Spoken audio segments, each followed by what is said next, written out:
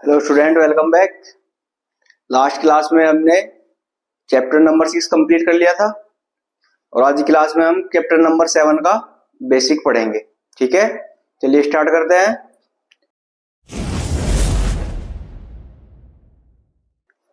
Chapter number 7 है हमारा त्रिभुज, ट्राइंगल। ठीक है, सबसे पहले हम देखेंगे त्रिभुज। ठीक है, ये हमारा त्रिभुज है, इसमें ए बी सी बना हुआ है। ठीक है, त्रिभुज में 3 एंगल होते हैं, एक ये हो गया एंगल ए, एंगल बी और एंगल सी। ठीक है, उसके बाद हम देखेंगे सर्वागसम आकृतियां। सर्वागसम आकृतियां कौन सी होती हैं?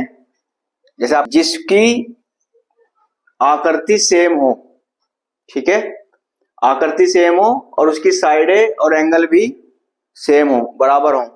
अब देखिए यहाँ पे 3 सेंटीमीटर की लाइन है ये वाली, और यहाँ पे भी 3 सेंटीमीटर की हो गई और ये भी 2 सेंटीमीटर की। इसी तरह ये भी 3 सेंटीमीटर की, ये भी 3 सेंटीमीटर और ये 2 सेंटीमीटर। ठीक है, और ये वाली भी 2 सेंटीमीटर। तो ये दोनों आकृतियां हमारी सर्वागसम होंगी। अगर आप इनको एक दूसरे के ऊपर रखोगे तो ये एक दूसरे को ढक लेंगी। ठीक है, तो ऐसी आकृतियों को हम बोलते हैं सर्वागसम आकृति।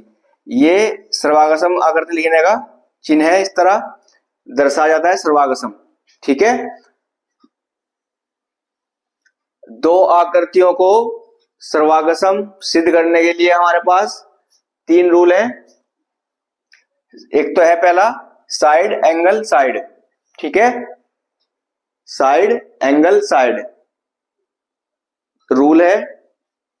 अगर किन्हीं 2 आकृतियों में, जैसे मान लो 2 त्रिभुज है हमारे पास, इसमें हमें एक साइड मिल जाए, सपोज करो ये 3 सेंटीमीटर और ये भी 3 सेंटीमीटर। ठीक है, हमें एक साइड मिल गई और एक एंगल, ऐसे कि एंगल मान लो 60 डिग्री का हो गया और ये भी 60 डिग्री का हो गया। हमें एक साइड बराबर मिल गई और एक एंगल बराबर मिल गया। और क्या चाहिए? एक और साइड चाहिए। मान लो कि ये 5 सेंटीमीटर और ये भी 5 सेंटीमीटर। ठीक है, अब देखिए हमें मिल गई साइड एंगल साइड। ठीक है, साइड एंगल साइड से त्रिभुज एबीसी और त्रिभुज पी क्यू आर, ये दोनों क्या हो जाएंगे? सर्वागसम हो जाएंगे। ठीक है, ये था हमारा साइड एंगल साइड। उसके बाद आएगा हमारा angle side angle. Angle side angle में क्या होगा? यदि 2 आकृतियों के 2 एंगल और एक साइड बराबर मिल जाए, 2 एंगल, एंगल साइड एंगल, तो वहां वे दोनों आकृतियां भी सर्वागसम होंगी। ठीक है, तीसरा रूल है हमारा एंगल एंगल साइड। ठीक है, एंगल एंगल साइड, यहां पर भी 2 एंगल और एक साइड।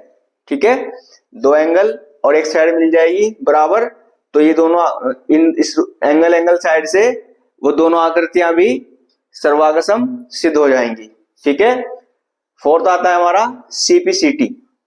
ठीक है, इसको बोलते हैं कोरस्पॉन्डिंग कॉन्ग्रुएंट ट्राइंगल। ठीक है, इसके लिए क्या होता है? अगर हमने 2 आकृतियों को सर्वागसम सिद्ध कर दिया, सबने यहां पे करा था साइड एंगल साइड से त्रिभुज एबीसी और त्रिभुज पी क्यू आर सर्वागसम सिद्ध हो गए थे।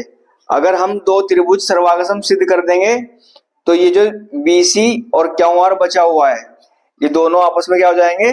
बराबर।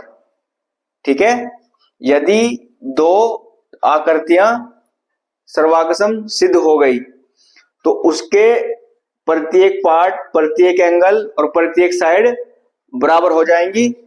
कारण रहेगा सीपीसीटी। ठीक है, एक बार और देखिए, अगर हमने 2 आकृतियों को सर्वागसम सिद्ध कर दिया, ठीक है, तो उसकी हम हर साइड को और हर एंगल को बराबर दिखा सकते हैं बाय सीपीसीटी। ठीक है, जैसे सी, एंगल सी और एंगल क्यू बराबर हो जाएगा, एंगल सी बराबर हो जाएगा एंगल क्यू के बाय सीपीसीटी।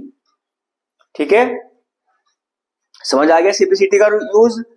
अगर 2 आकृतियां सर्वागसम सिद्ध हो तो उसका हर एक एंगल और हर एक साइड एक दूसरे के बराबर हो जाएंगी सीपीसीटी द्वारा। क्लियर? ये इसका बेसिक था हमारा चैप्टर 7 का, एक्सरसाइज 6.1 का। आई होप कि आपको अच्छे समझ में आ गया होगा। आप अच्छे से रूल नोट कर लीजिए, अपने पास पढ़ लीजिए। मिलते हैं नेक्स्ट क्लास में चैप्टर नंबर 7 के क्वेश्चनों के साथ। Thank you.